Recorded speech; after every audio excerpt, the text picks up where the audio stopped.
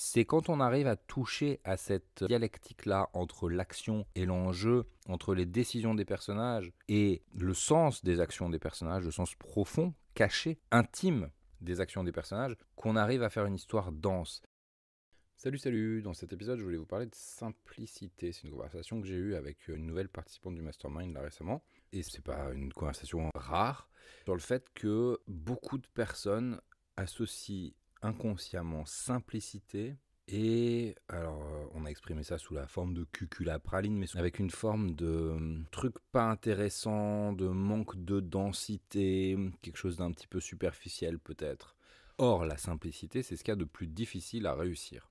Et c'est aussi ce qu'il y a de plus intéressant dans une histoire. La simplicité, elle permet à une histoire d'être facile à comprendre, donc elle permet au lecteur d'être impliqué dans l'histoire, parce que s'il a de la difficulté à comprendre, il va consacrer beaucoup de son attention à essayer de comprendre ce qui est difficile à comprendre, et ça va le détourner de l'expérience de l'histoire. Or, une histoire, c'est d'abord et avant tout une expérience qu'on donne à vivre à un lecteur. C'est l'expérience de côtoyer des personnages, c'est l'expérience de côtoyer une série d'événements, d'être immergé dans un univers et une atmosphère, et c'est ce qui nous intéresse quand on lit un livre, c'est cet ensemble de choses. Et pour nous, auteurs, c'est particulièrement intéressant qu'un lecteur soit vraiment impliqué et immergé dans une histoire parce que ça nous permet de faire passer notre sous-texte.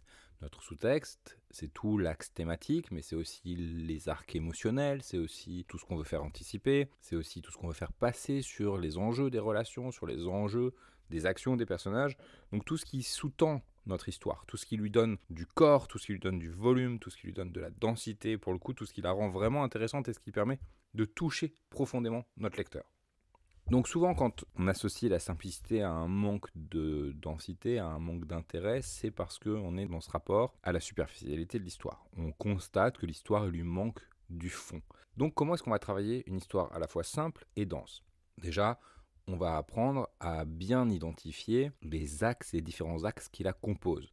L'axe dramatique, l'axe thématique, éventuellement l'axe narratif, même si celui-là on va le travailler après scène par scène, et les arcs relationnels, vous entendrez, je dis arc et pas axe, les arcs relationnels et les arcs émotionnels. Donc ça c'est comment les émotions et les relations évoluent.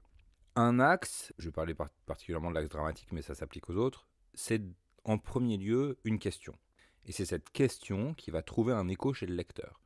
Est-ce que le personnage va atteindre son objectif ? L'objectif, il est double, il est à la fois en surface, c'est l'objectif conscient, délibéré du personnage, c'est le personnage qui veut séduire son love interest, c'est le personnage qui veut la promotion, c'est le personnage qui veut atteindre l'autre côté de l'Atlantique, peu importe. Et il est aussi, donc ça c'est la première partie de l'objectif, il est aussi plus profond, c'est-à-dire qu'il est relié à des enjeux du personnage, il est relié à une évolution du personnage, je parle souvent de transformation, il est relié aux enjeux de transformation du personnage.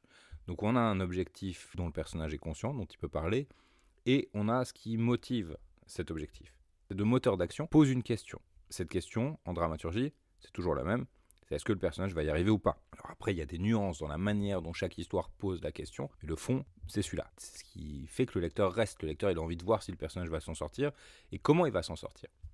Ce moteur d'action, il donne naissance à des fils d'action qui sont simples aussi.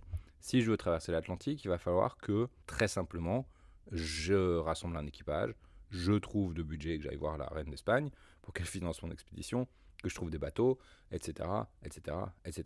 Une fois que j'ai fait ça, il faut que j'embarque, il faut que je survive à la traversée, que je perde certains hommes, etc., etc., etc. Ce qui va donner de l'intérêt à l'histoire, c'est pas qu'on va trouver des péripéties dingues, ils vont pas avoir un kraken qui va sortir au milieu de l'océan et qui va renverser leur bateau, et ils vont se retrouver sous la mer, et là, sous la mer, ils vont découvrir qu'il y a un peuple de sirènes qui leur apprend à respirer sous l'eau, et ils apprennent à faire leur vie sous l'eau, et ils croyaient découvrir les Indes, mais en fait, ils découvrent l'Atlantide.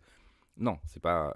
Si vous voulez raconter l'histoire de l'Atlantide, racontez l'histoire de l'Atlantide, mais il n'y a pas de problème avec ça. Mais c'est pas parce qu'il va y avoir des grandes péripéties hyper surprenantes que l'histoire va être intéressante. Ce qui va être intéressant, c'est quand les péripéties, même simples, relancent les enjeux des personnages, rajoutent du danger autour de l'objectif des personnages, font ressortir des aspects des personnages qu'on n'avait pas encore vus et qui leur donnent plus de nuances. Quand il y a une tempête, est-ce qu'on peut tuer quelqu'un ? Est-ce qu'on peut faire perdre un des bateaux ? Est-ce qu'on peut faire perdre une partie des réserves de nourriture ? Ce qui fait qu'on sait très bien qu'à un moment donné va se poser une question terrible, un dilemme terrible de qui est-ce qu'on sacrifie. Donc en fait, ce qu'on va faire, c'est que plutôt que de chercher des péripéties vraiment dingues, on va travailler plutôt sur des péripéties simples, logiques. Quand on pose la question clairement, eh ben, on a des fils d'action qui découlent logiquement de ce questionnement. Et une fois qu'on aura ces fils d'action logiques, on va se questionner, on va approfondir notre questionnement sur comment le déroulement de ces fils impacte les enjeux des personnages. Comment est-ce que le fait de suivre l'action que pose le personnage nous donne accès à des aspects du personnage qu'on n'avait pas encore vus, rend plus visibles les raisons d'agir des personnages. Et ça, on le fait en posant des dilemmes aux personnages, en les mettant dans des situations paradoxales dans lesquelles les personnages doivent prendre des décisions dont l'issue n'est pas forcément évidente. C'est-à-dire qu'ils ont le choix entre deux ou plus, mais généralement deux options, ça suffit. Et dans chaque option, ils doivent sacrifier quelque chose. Et le choix du sacrifice qu'ils vont faire nous donne plus d'informations sur qui ils sont et nous attache plus à eux que des péripéties extraordinaires. Alors bien sûr, si vous êtes dans un genre qui repose sur la péripétie, par exemple un roman d'aventure ou un roman d'action, la conversation va être un petit peu différente. Il faut adapter, bien évidemment, tout ce discours aux spécificités de votre projet. Maintenant, si je suis dans un roman d'action, je vais aussi suivre un fil d'action simple. C'est comment est-ce que je peux sans cesse mettre mes personnages dans des situations de plus en plus incroyables, de plus en plus inextricables et de plus en plus enlevées en termes de rythme, en termes de danger. Ouais, encore une fois, en termes d'enjeu, tout simplement, on va perdre de plus en plus de gens, on va risquer de perdre de plus en plus de choses, d'abord du matériel, puis ensuite la vie, et peut-être l'objectif lui-même. Et c'est ce qui fait que le lecteur va être de plus en plus accroché dans une histoire d'action. Si on fait que des péripéties qui sont toutes toujours au même niveau, ça ne marchera pas.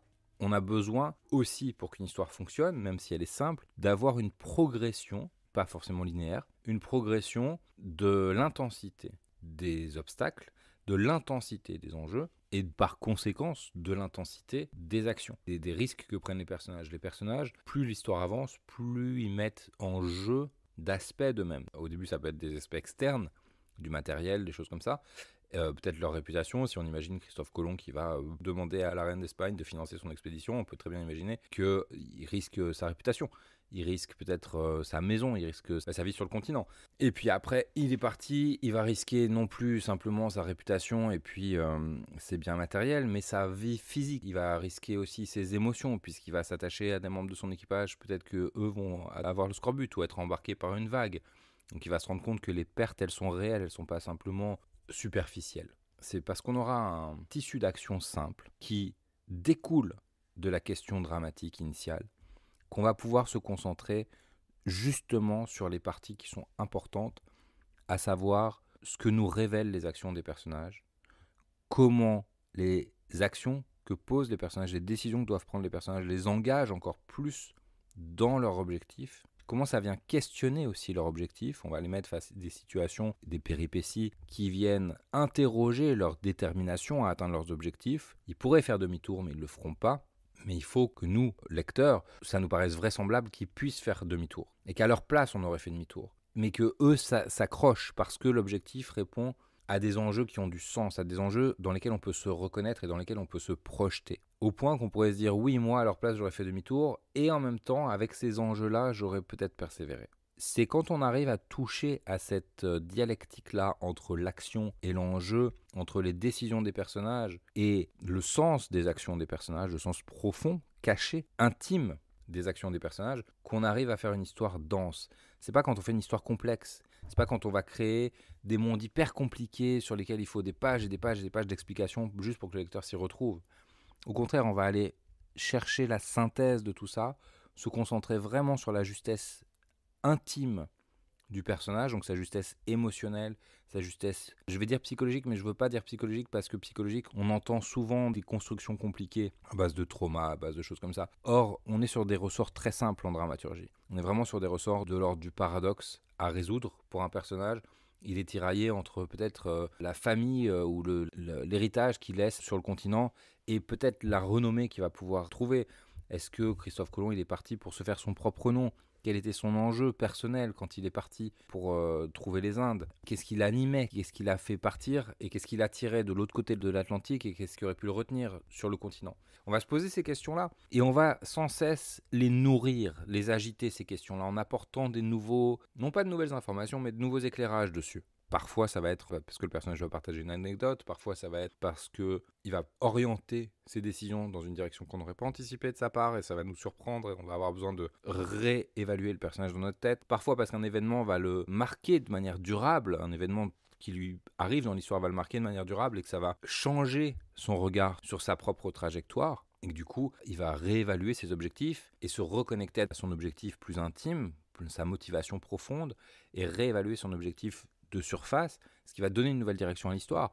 Et peut-être que les personnes qu'il admirait en début d'histoire vont être les personnes qu'il va détester et qu'il va combattre dans la deuxième partie de l'histoire. On a un peu ça dans Wall Street, je crois, de mémoire. Tout ça, ça s'atteint avec un vrai travail d'épure, avec un vrai travail de simplification des intentions, de dire quelle est l'histoire qui m'intéresse, quel est le paradoxe que j'ai envie d'explorer, quels sont les dilemmes auxquels j'ai envie de confronter mon personnage, quels sont les traits de personnalité que j'ai envie de mettre en avant, quels sont les aspects de l'univers que j'ai envie de faire vivre aussi, parce qu'on peut l'aborder comme ça, on peut aborder l'histoire comme un voyage qui va nous amener à différents endroits. Après, les personnages sont juste les véhicules qui nous permettent d'aller à ces endroits-là, mais ces endroits-là, il faut leur donner vraiment une vraie belle charge d'émerveillement pour que le lecteur puisse être embarqué, pour que le chemin soit le plus agréable possible pour le lecteur, pour qu'il soit le plus convaincant possible et le plus immersif possible pour le lecteur. Nous, on a besoin de proposer un itinéraire le plus lisible possible.